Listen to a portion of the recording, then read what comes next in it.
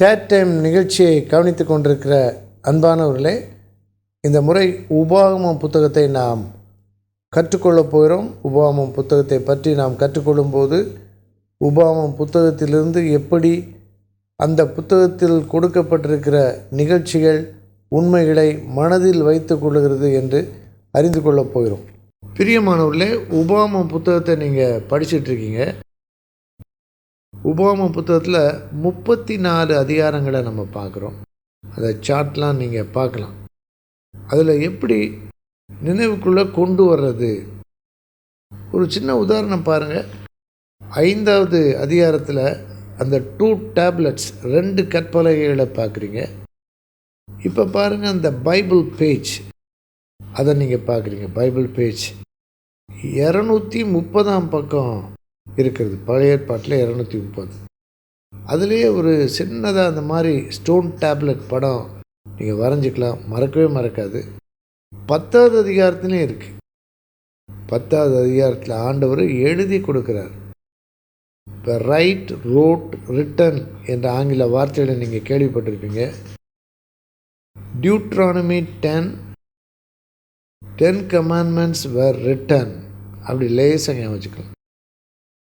9ல் broken, 9வது அதிகாரம் broken, அதாவது சீனாய் மலையில் மோசேக்கு தேவன் வெளிப்படுத்தி அந்த கற்பலகைகளை எழுதி அவர் வாங்கிட்டு வந்தப்போ ஆரோன் செய்த பொற்கன்றுக்குட்டியை ஆராதனை செய்து பாவத்தில் அக்கிரமத்தில் இஸ்ரவேலர் விழுந்து போனப்போ மோசே மிகவும் கோபத்திலையும் வருத்தத்திலையும் 2 கற்பலகைகளையும் போட்டு உடைத்து விடுகிறார்.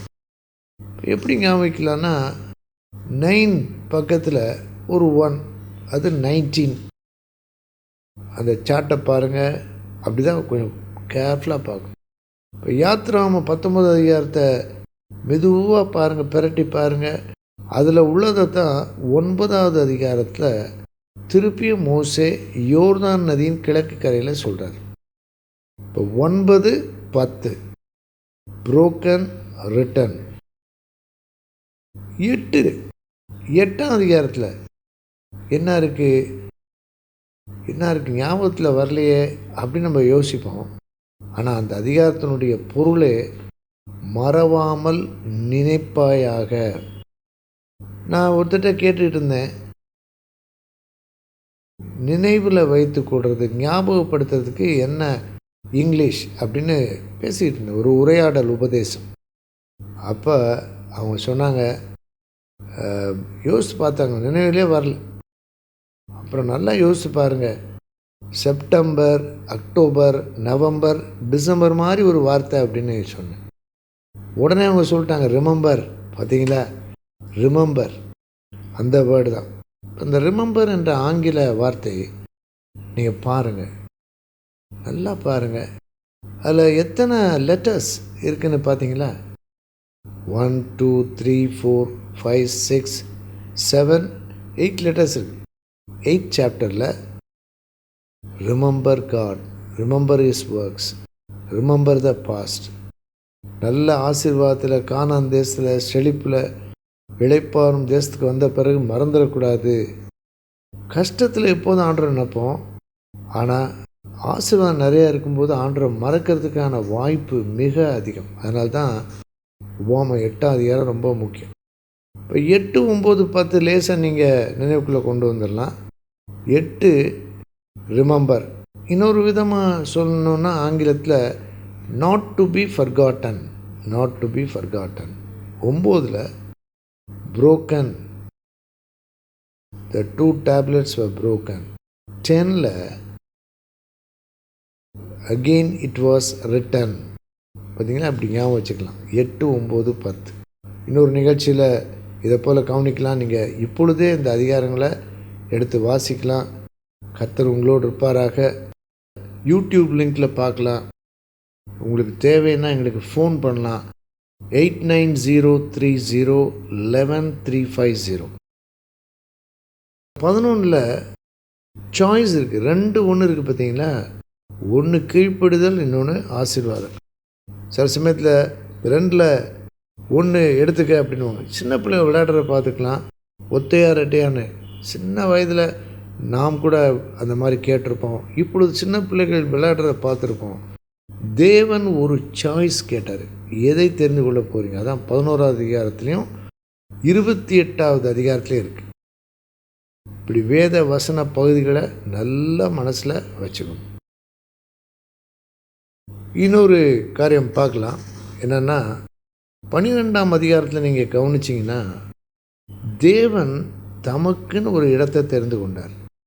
கானான் தேசத்துக்குள்ள இஸ்ரவேலரின் 2ஆம் சந்ததியினர் உள்ளே பிரவேசிக்கிறதுக்கு முன்னால் தான் மோசே செய்த 3 பிரசங்கங்கள் உபாகம புத்தகத்தில் இருக்குது.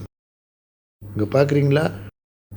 1லேருந்து 4 அதிகாரங்கள், 5லேருந்து 26, 22 அதிகாரங்கள், 27லேருந்து 34, 8 அதிகாரங்கள்.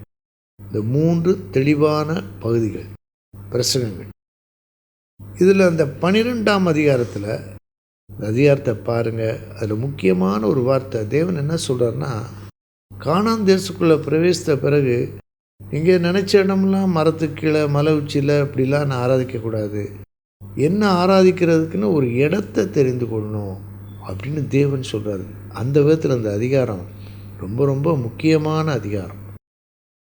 எப்படின்னு கேட்டிங்கன்னா, நல்லா கவனமாக பாருங்கள் என்னெல்லாம் அந்த வசனம் சொல்லுதுன்னு. கோடு போட்டு அங்கே கர்த்தர் தெரிந்து கொள்ளும் இடத்தில், அதை நல்லா பாருங்கள். இப்போ அந்த குறிப்பில் நீங்கள் நோட்ஸ் எடுத்துக்கிறீங்களா? அப்போ உங்கள் பைபிளில் படிக்கும்போது நல்லா ஞாபகம் இருக்கும். அடுத்து 12ஆம் அதிகாரத்தை பார்த்து கொண்டிருக்கிறோம். அதில் மத சடங்குகள் என்ற தலைப்பில் தான் 12, 13, 14 இருக்கிறது. 15 கூட அடுத்து வருது. இந்த 4 அதிகாரங்கள்லையும் முக்கியமான கட்டளைகள், கைட்லைன்ஸ், இன்ஸ்ட்ரக்ஷன்ஸ், பிரமாணங்கள் கொடுக்கப்பட்டிருக்கு. 12ல் ஒரு இடத்தை தெரிந்து கொள்ளணும்னு ஆண்டவர் இஸ்ரவேலர்கிட்ட எதிர்பார்த்தார்.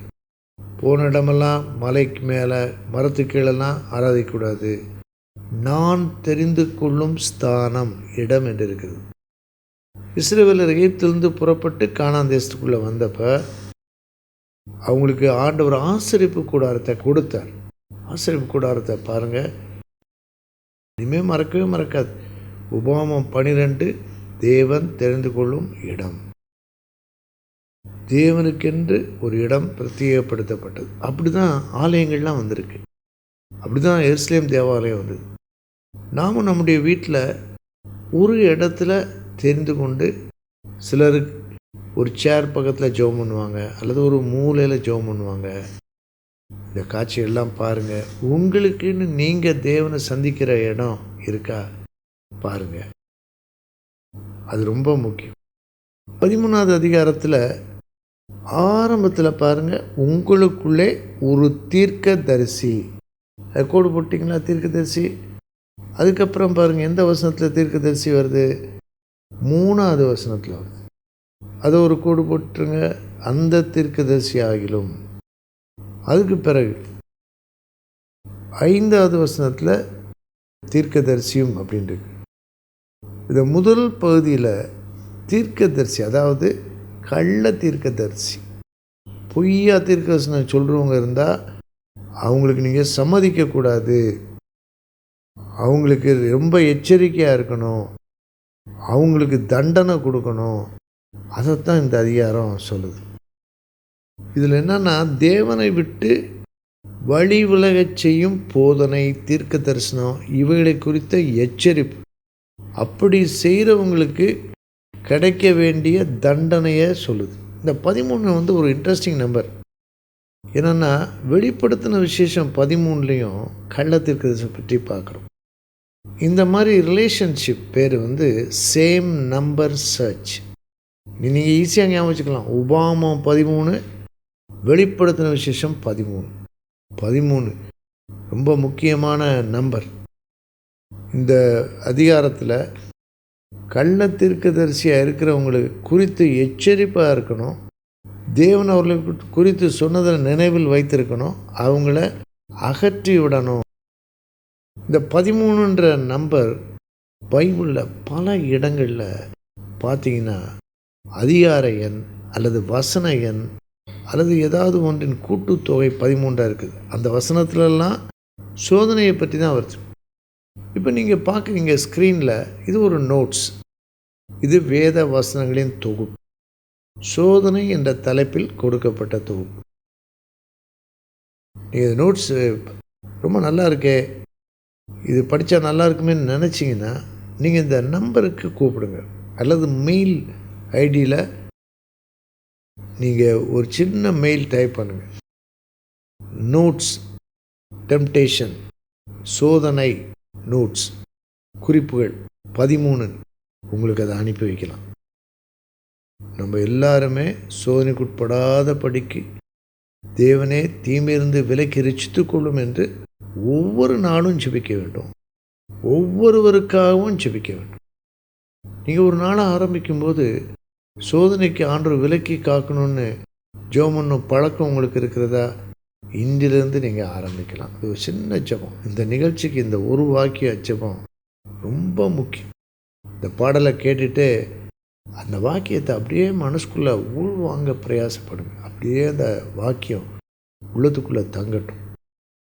கர்த்தர் உங்களை ஆசீர்வதிப்பாராக.